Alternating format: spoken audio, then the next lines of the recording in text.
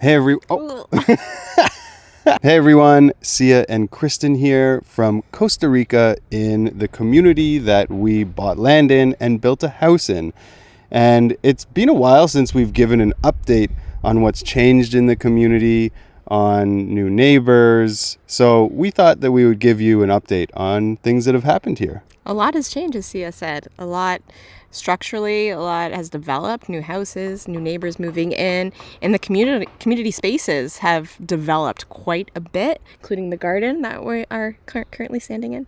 And it's been really exciting. There's been challenges, there's been ups, and there's been downs, but it's really nice to see everything coming together and a community just forming, and we've been part of it since the very beginning. So it's been a very cool experience. Yeah, this community isn't complete yet. It doesn't even have 50% of the houses built yet. By the end of this year, they're thinking that 50% of the houses will be built.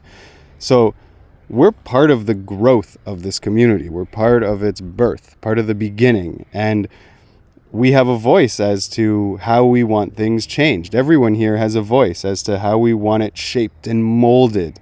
So it's a pretty exciting project to be part of. Yeah, it definitely is. And I'm sure many of you have so many questions. I know I would, and I still do. So if you have them, leave them in the comment section, and maybe we can do a whole Q&A. And maybe we will answer some of those questions already in this video, so keep watching. In 2020, we bought land in an ecovillage in Costa Rica, and since then have shipped our vintage Airstream to the jungle, where we designed and built a house around it. A couple of years ago, we gave you a tour of our community that we live in, but as we said, a lot has changed since then. So here's an updated tour, plus we head to a neighbor's house for the most epic jungle fruit feast. Welcome to our community garden. The last time you were here, it looked quite different. We actually got rid of the beds that were here that were forming like a mandala, and they were redone just to make more use of this space, to be able to plant more, because more neighbors are moving in, have been building and moving here. We have 140 different lots, and if you have an average of 3 people on each lot, that's quite a lot of people to feed. So our garden has been just thriving, as you can see, and I'll take you along and we can look at some of the plants and talk about some of them and kind of explain more about how this works. See if we can get some good cherries here. All the good ones are so high, I can never reach them. Like that one. You see it, Sia? Can you reach that? That's not bad. This might be a little sour. Usually it's better to get them darker, but still really good.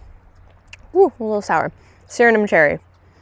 We have 2 big cherry trees here that are constantly producing these cherries. Oh my God, there's a good one.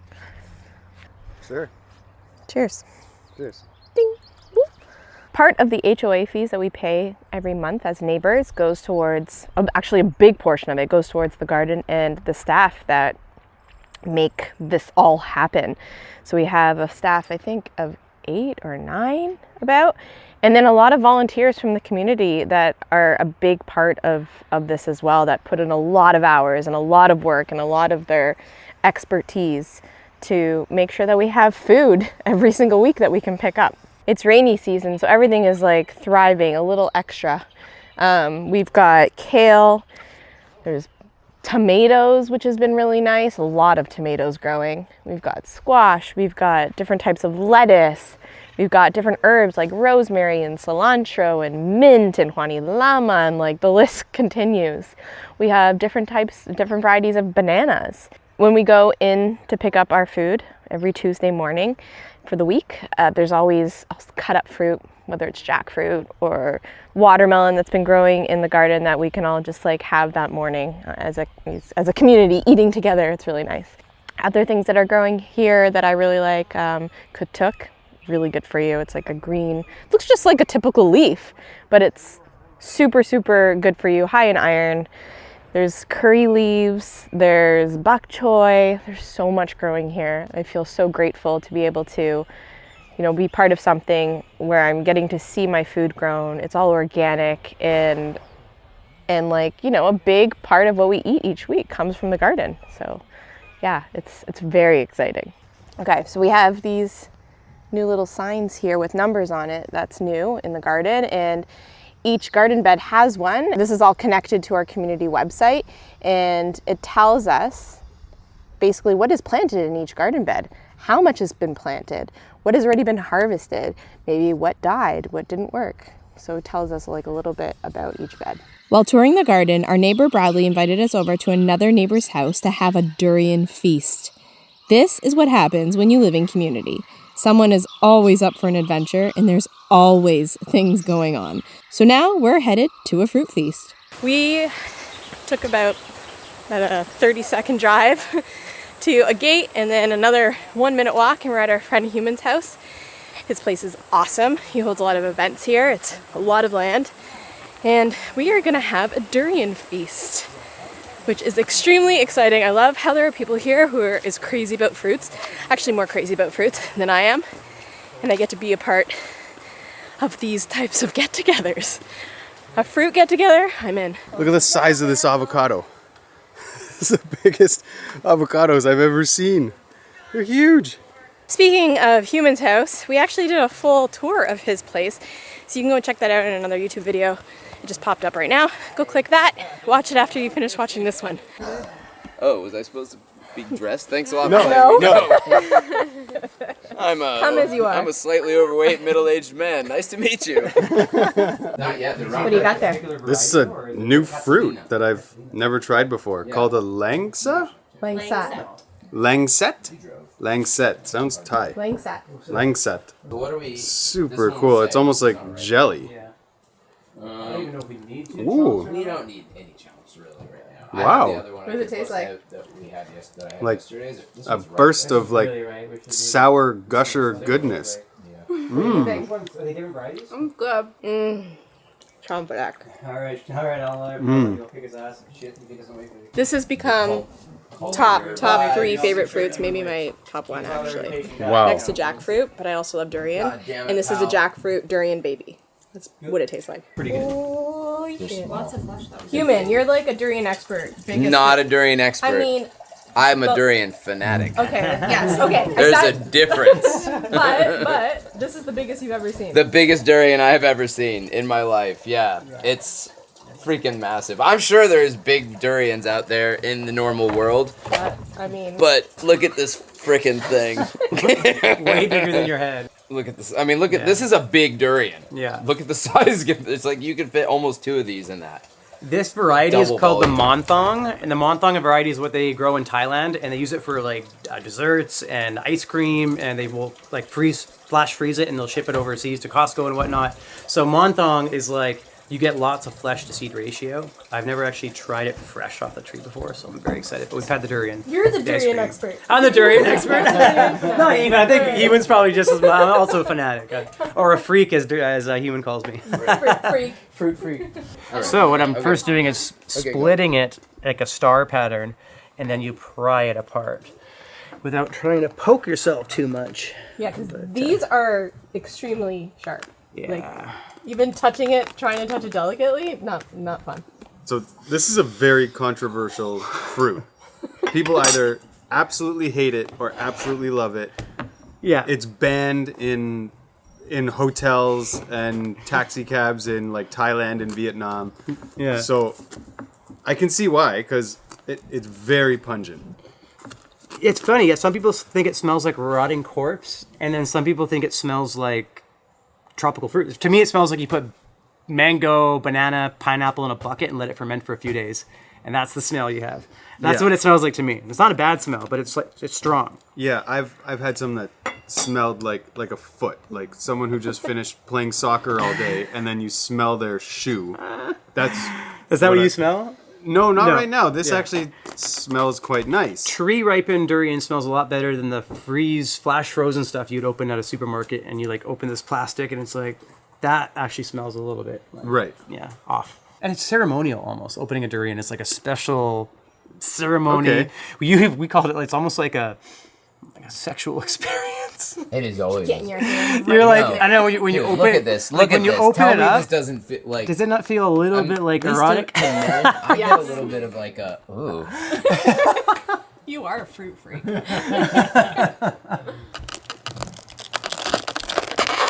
Oh my god!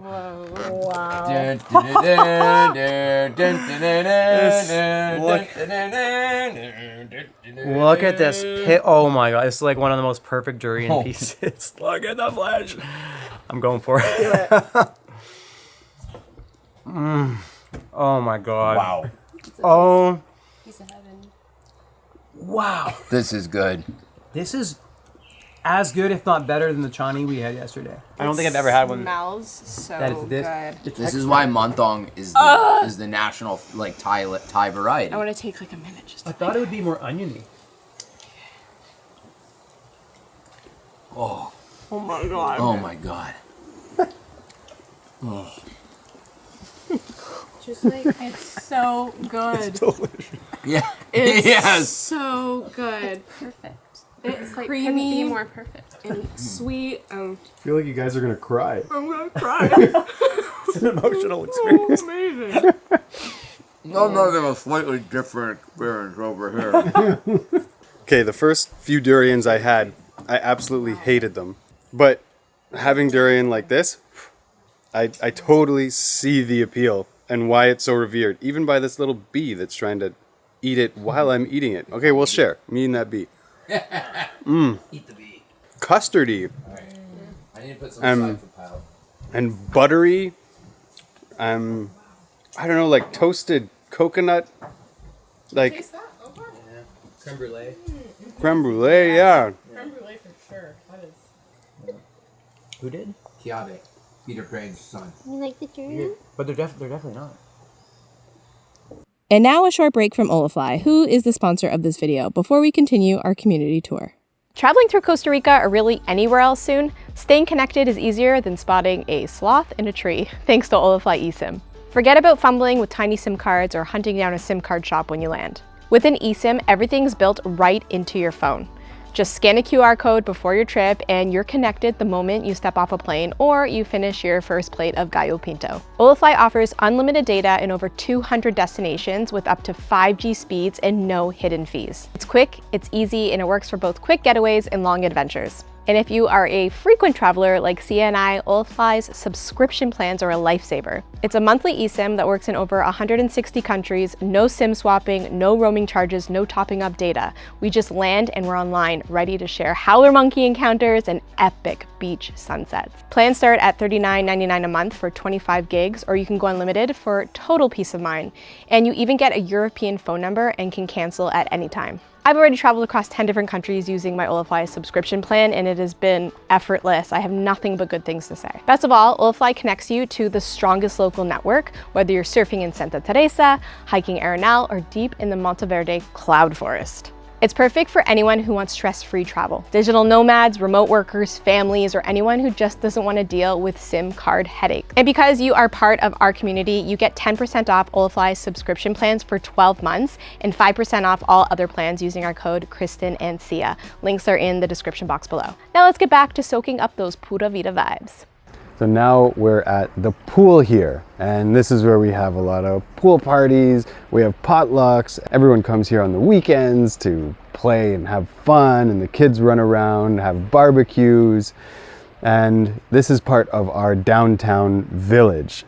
And part of the downtown village is the pool, the hive, the yoga shala, where we have classes, we do yoga, we have ecstatic dance parties, and there's a new building called The Hub, which is going to be a co-working space for neighbors that work online to go and be able to work with high-speed internet. There's fiber optic internet here.